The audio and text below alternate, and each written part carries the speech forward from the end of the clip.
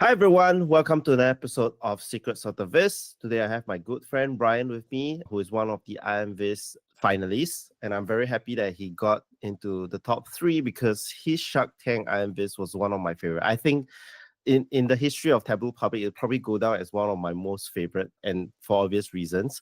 So over to you, Ryan, to talk us through a little bit on how your journey has been since October and getting to know that you got into top three.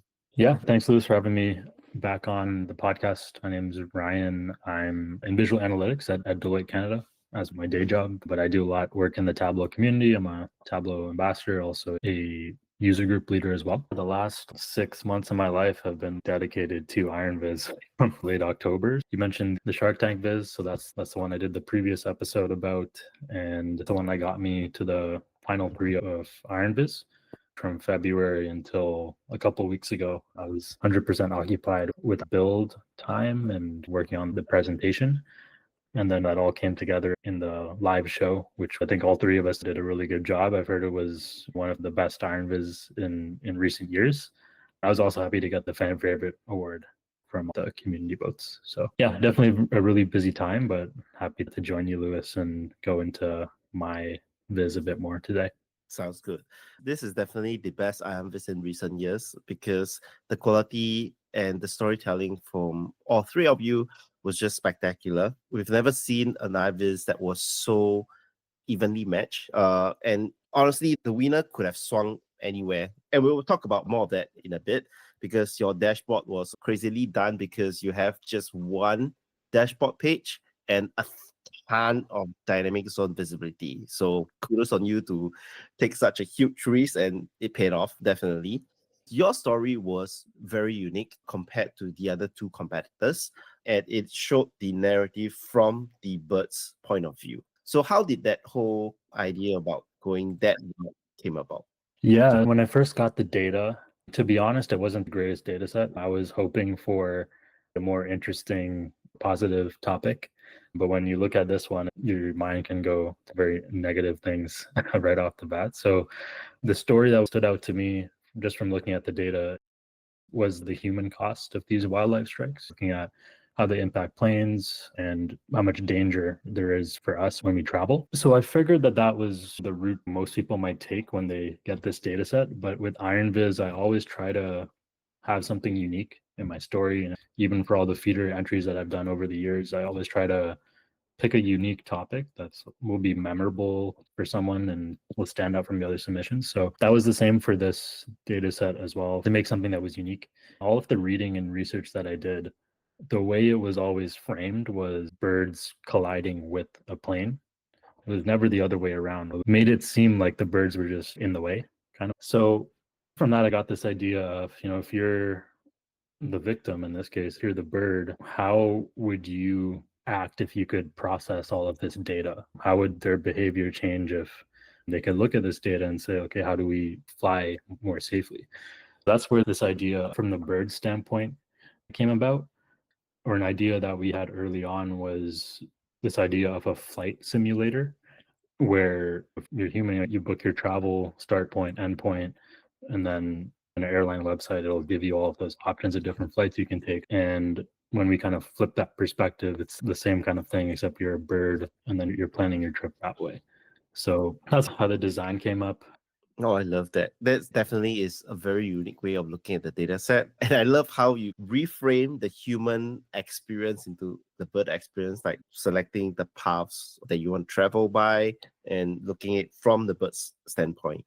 So when you had that idea in mind, how did you actually plan your narrative for the final viz that you had on stage? Yeah, so I'll kind of show a bit of my process here. Usually I don't do this, but for these businesses that require more thought and detail into the story, I like to use Miro first to kind of get all my ideas down, kind of what I did here. And as I go through, you'll see how my thoughts translated into the final viz. And then this comes out where we have this landing page, airport selection. Originally, I wanted that simulator idea where you plan your trip and then it gives you the best times to actually travel. That kind of stayed through to the final viz, but it wasn't exactly how I originally thought of it. But this is where the story kind of takes shape, where I have each page of my dashboard on here. And this is actually before I started building anything substantial in Tableau. So I was doing this, and you see I have screenshots of the visuals in here. I'm kind of plopping things in here, seeing how it works. Is it going to produce analysis and story that'll work in the end? I had different versions of charts that didn't stick around to the final build. But yeah, I used Miro to get all my ideas down, and then the Figma was used for where all of those kind of background images were made. Oh, that's amazing. How did you arrive at the color palettes and thematic design of it? You have little clouds here and there, and the layouts itself. I pointed out this to Bo in the other call because his Viz was very similar to his feeder entry. Was that something that you were going for? Because I see similarities between the Shark Tank's framing and this as well. I wanted to go with a dark design all along, just because I thought that would look better on the big screen. The rest of it, the cloud and the bird graphics that are here, I really think that any graphics that you put into a dashboard are all part of the storytelling, because those can really provide additional context, really change the vibe or the mood of the viz as you're telling the story with the data. So it's all part of it for me. It's the same way in my Shark Tank viz as well. And then the navigation here, that also came from knowing that I was going to be presenting this on stage.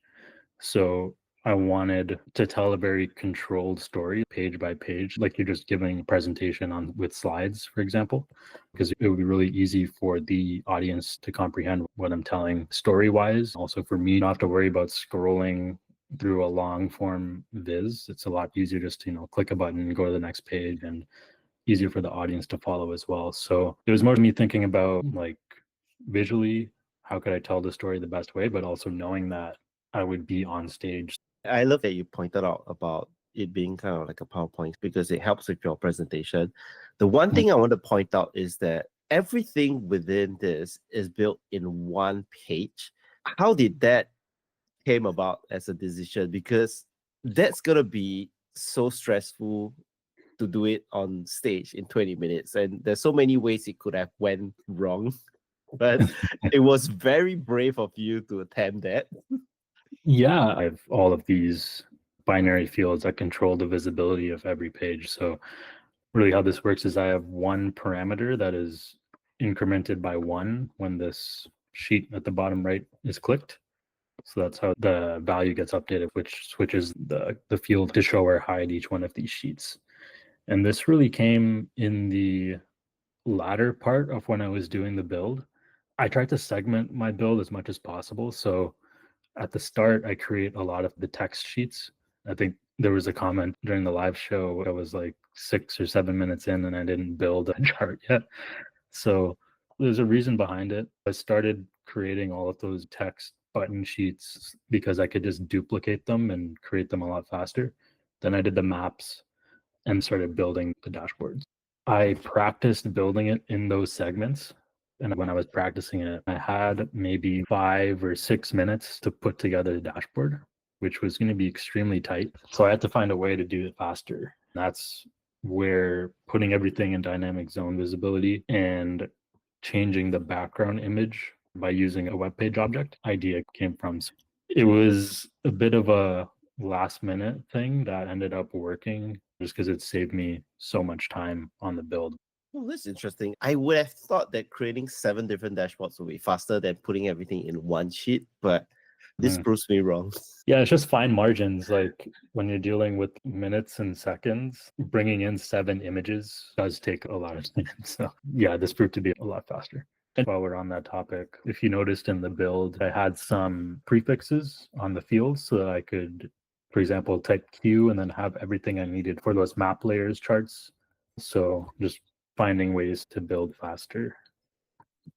Oh, that's really smart, actually. I think you should write a whole blog post about all the speed tips that you use to get everything within 20 minutes. I think that's going to be really helpful for anyone. Yeah, it's coming. I just need to find time. Sounds good. What is the most challenging part in building this? Yeah, I think the most challenging part is just approaching it from a different angle than you normally would approach building any dashboard. We're all kind of data analysts, dashboard developers, designers. When do you have to think about building something in 20 minutes? It's a totally different approach that you have to take. So what I found difficult is when you get the data and you have all these ideas flowing, you have to hold yourself back and think about what you can actually do. There was a few things that were in this dashboard originally that were more aesthetic, nice to have features that I had to cut out because I wouldn't be able to do it in 20 minutes. For my Shark Tank viz, for example, you're doing for the feeder contest, you can do whatever you want, right? Once you make it, you never have to make it again. So That it's, is true. That is true. like what I did for the feeder, I definitely couldn't make that in 20 minutes. So having to change like my thought process and consider about the efficiency of the build, it was a challenge, but it was a really cool like challenge to take on because you could find ways using Tableau prep to do things fast. Do you remember how many times have you rebuilt your IronViz? Yeah, it's probably like 30. It's a lot of practice because when you're on there on stage, it's an environment that you've never been in and you can hear people in the crowd. You definitely need the practice. It has to become like second nature to put this dashboard together. It's just all reflexes. So speaking of crowd, you had the finest moment in IronViz history where you had that together moment with everybody. Yeah. How did it feel being on stage when that moment hit you? Yeah, I mean, we practiced so much for the show. We were there on Sunday and we had 3 full days of rehearsals where we were doing the presentations over and over again. So I had memorized my presentation fully and never really had that big of a hiccup in my presentation until the actual live show. I was on the second last sentence of my presentation. I was right at the end. I think I just wanted to finish it, get it over with. I skipped a sentence. I tried to go back and fix it, but ended up not working. So I had to pause. In the moment, like literally just being candid, I remember looking out at the crowd and just thinking to myself, oh my gosh, this is like really happening. So if you watched it back a few times, like I laugh and then the crowd like starts cheering, but I was laughing because I was realizing this is actually happening. So it was really great to feel the support from the crowd. I think that gave me some time to recompose myself and then finish it out. But yeah, the together moment, it was great that I paused on that word because it really worked. I was like, damn, I felt pretty bad about it, but after watching it back and hearing from other people, it seemed it wasn't that big of a mistake. So yeah, shout out to the community and everyone who was there cheering. It felt so great to get lifted up like that in that moment. That's really nice. I love that. Cool. Is there something that you're working in the back end that you want to tease the audience that's coming up in the next couple of months or so? Yeah, so I'm going to be putting together in detail behind the viz blog post, just going behind my thought process, how I put everything together.